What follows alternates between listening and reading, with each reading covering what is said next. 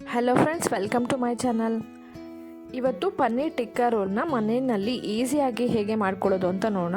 ನೀವು ಈವ್ನಿಂಗ್ ಟೈಮ್ಗೆ ಸ್ನ್ಯಾಕ್ಸ್ ಆಗಿ ಕೂಡ ಮಾಡ್ಕೊಳ್ಬೋದು ಅಥವಾ ಮಾರ್ನಿಂಗ್ ಬ್ರೇಕ್ಫಾಸ್ಟ್ಗೆ ಕೂಡ ಮಾಡ್ಕೊಳ್ಬೋದು.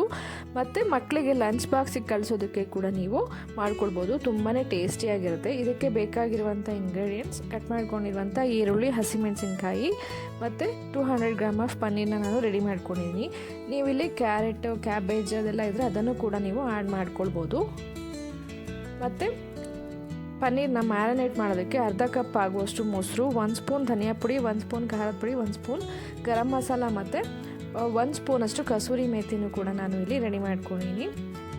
ಈಗ ಇದಕ್ಕೆ ಒಂದು ಮ್ಯಾಯೋನೀಸ್ನ ಕೂಡ ರೆಡಿ ಮಾಡ್ಕೊಳ್ಬೇಕು. ಅದಕ್ಕೆ ಪನ್ನೀರು, ಗೋಡಂಬಿ ಮತ್ತು ಕಾಳುಮೆಣಸು, ಬೆಳ್ಳುಳ್ಳಿ ಮತ್ತು ನಿಂಬೆಹಣ್ಣನ್ನು ಕೂಡ ರೆಡಿ ಮಾಡಿ ಇಟ್ಕೊಂಡಿದ್ದೀನಿ. ನೀವು ಕ್ವಾಂಟಿಟಿ ಬೇಕು ಅಂತ ಹೇಳಿದರೆ ಹೆಚ್ಚು ಮತ್ತು ಕಮ್ಮಿ ಕೂಡ ಮಾಡ್ಕೊಳ್ಬೋದು.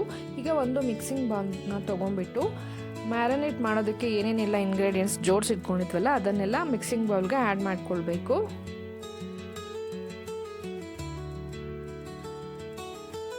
ನಾವು ಮೊಸರನ್ನ ಯೂಸ್ ಮಾಡಿಬಿಟ್ಟು ಬ್ಯಾಟರ್ನ ರೆಡಿ ಮಾಡ್ಕೊಳ್ಬೇಕಾಗತ್ತೆ. ಕನ್ಸಿಸ್ಟೆನ್ಸಿ ನೋಡ್ಕೊಂಡ್ಬಿಟ್ಟು ನೀವು ಮೊಸರನ್ನ ಆ್ಯಡ್ ಮಾಡ್ಕೊಳ್ಳಿ. ನಾನು ಅರ್ಧ ಬೌಲಷ್ಟು ಮೊಸರನ್ನ ರೆಡಿ ಮಾಡ್ಕೊಂಡಿದ್ದೆ. ನೀವು ಅಷ್ಟನ್ನೇ ಹಾಕಬೇಕು ಅಂತ ಏನಿಲ್ಲ, ಹೆಚ್ಚು ಮತ್ತು ಕಮ್ಮಿ ಕೂಡ ಮಾಡ್ಕೊಳ್ಬೋದು.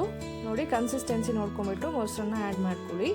ಇವಾಗ ಪನ್ನೀರ್ನೆಲ್ಲ ಈ ರೀತಿ ನಿಮಗೆ ಎಷ್ಟು ಸೈಜಲ್ಲಿ ಬೇಕೋ ಅಷ್ಟು ಸೈಜಲ್ಲಿ ಕ್ಯೂಬ್ ಆಗಿ ಕಟ್ ಮಾಡ್ಕೊಂಡ್ಬಿಟ್ಟು ಬ್ಯಾಟರ್ಗೆ ಆ್ಯಡ್ ಮಾಡಿ ಚೆನ್ನಾಗಿ ಮಿಕ್ಸ್ ಮಾಡಿಬಿಟ್ಟು ಮ್ಯಾರಿನೇಟ್ ಮಾಡೋದಕ್ಕೆ ರೆಸ್ಟ್ ಬಿಟ್ಬಿಡಿ.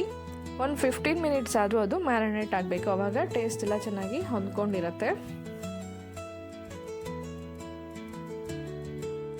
ಈಗ ಪನ್ನೀರ್ ಮ್ಯಾರಿನೇಟ್ ಮಾಡೋದಕ್ಕೆ ರೆಡಿ ಮಾಡಿಟ್ಟಿದ್ದೀವಿ. ನಂತರ ಒಂದು ಮಿಕ್ಸಿಂಗ್ ಬೌಲ್ನ ತೊಗೊಂಡ್ಬಿಟ್ಟು ಅದಕ್ಕೆ 2ರಿಂದ 3 ಕ್ಯೂಬ್ ಆಗುವಷ್ಟು ಪನ್ನೀರನ್ನ ಹಾಕಿ, ನಂತರ ಒಂದು 2ರಿಂದ 3 ಗೋಡಂಬಿ, ಒಂದು 5ರಿಂದ 6 ಕಾಳುಮೆಣಸು, ಒಂದು 2ರಿಂದ 3 ಎಸಳು ಬೆಳ್ಳುಳ್ಳಿನ ಆ್ಯಡ್ ಮಾಡಬೇಕು. ಈ ಗೋಡಂಬಿನ ನೀವು ಸೋಕ್ ಮಾಡಿ ಕೂಡ ಹಾಕ್ಬೋದು ಅಥವಾ ಹಾಗೆ ಕೂಡ ಆ್ಯಡ್ ಮಾಡ್ಕೊಳ್ಬೋದು. ಈಗ ಒಂದು ಅರ್ಧ ನಿಂಬೆಹಣ್ಣನ್ನು ಸ್ಕ್ವೀಸ್ ಮಾಡ್ಕೊಳ್ಬೇಕು. ರುಚಿಗೆ ಸ್ವಲ್ಪ ಉಪ್ಪನ್ನು ಕೂಡ ಸೇರಿಸ್ಬಿಟ್ಟು ಚೆನ್ನಾಗಿ ಬ್ಲೆಂಡ್ ಮಾಡ್ಕೊಳ್ಬೇಕು. ನೀವು ಬ್ಲೆಂಡ್ ಮಾಡೋದಕ್ಕೆ ಹಾಲನ್ನು ಯೂಸ್ ಮಾಡಬೇಕು. ನೋಡಿ, ಒಂದು ಅರ್ಧ ಕಪ್ ಆಗುವಷ್ಟು ಹಾಲನ್ನು ಹಾಕಿಬಿಟ್ಟು ಚೆನ್ನಾಗಿ ಬ್ಲೆಂಡ್ ಮಾಡ್ಕೊಳ್ತಾ ಇದ್ದೀನಿ. ಈಗ ಇದು ರೆಡಿಯಾಗಿದೆ. ಇದಕ್ಕೆ 1 ಸ್ಪೂನ್ ಆಗುವಷ್ಟು ಒರಿಗಾನೋ ಕೂಡ ಆ್ಯಡ್ ಮಾಡೋಣ. ಒರಿಗಾನೋ ಹಾಕೋದ್ರಿಂದ ಟಿಕ್ಕಾ ರೋಲ್ಗೆ ಒಳ್ಳೆ ಟೇಸ್ಟ್ ಕೊಡುತ್ತೆ. ನಿಮ್ಮ ಮನೇಲಿದ್ದರೆ ಯೂಸ್ ಮಾಡ್ಬೋದು, ಇಲ್ಲ ಅಂತ ಹೇಳಿದ್ರೆ ಸ್ಕಿಪ್ ಮಾಡ್ಬೋದು.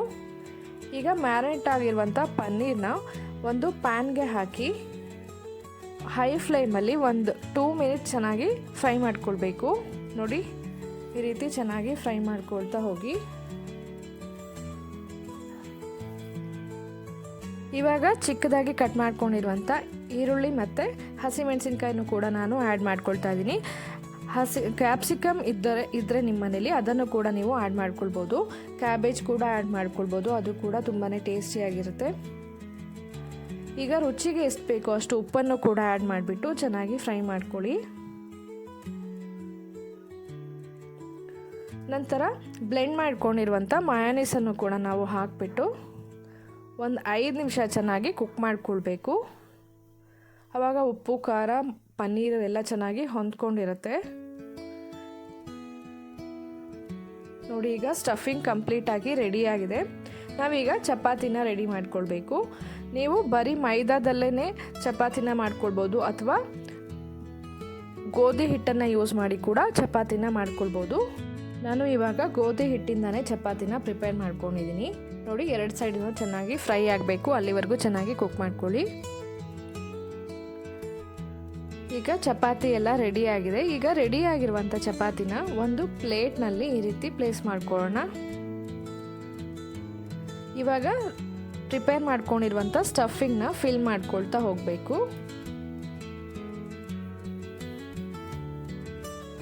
ಎಷ್ಟು ಹಿಡಿಸುತ್ತೆ ನೋಡಿಬಿಟ್ಟು ಸ್ಟಫಿಂಗ್ ಅಷ್ಟು ಆ್ಯಡ್ ಮಾಡಿ ಈ ರೀತಿ ರೋಲ್ ಮಾಡ್ಕೊಳ್ಳಿ.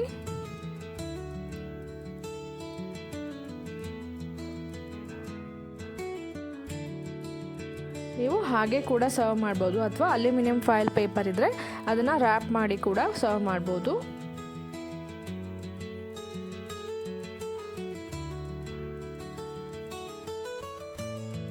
ನೋಡಿ, ಇವಾಗ ಪನ್ನೀರ್ ಟಿಕ್ಕಾ ರೋಲ್ಸ್ ಎಲ್ಲ ಕಂಪ್ಲೀಟಾಗಿ ರೆಡಿಯಾಗಿದೆ. ಪನ್ನೀರಲ್ಲಿ ವಿಟಮಿನ್ B12 ಮತ್ತು ಕ್ಯಾಲ್ಶಿಯಂ ತುಂಬಾ ರಿಚ್ ಆಗಿರುತ್ತೆ.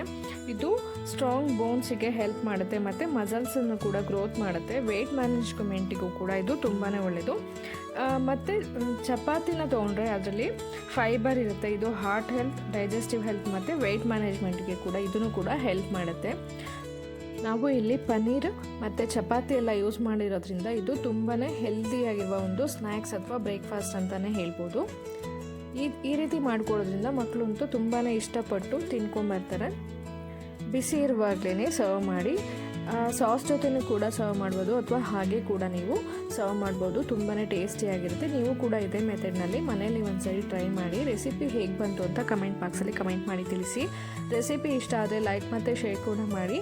ಯಾರ್ಯಾರೆಲ್ಲ ಇನ್ನೂ ಸಬ್ಸ್ಕ್ರೈಬ್ ಆಗದೆ ನೋಡ್ತಾ ಇದ್ದೀರೋ ದಯವಿಟ್ಟು ಸಬ್ಸ್ಕ್ರೈಬ್ ಮಾಡ್ಕೊಂಡು ನೋಡಿ. Thank you for watching.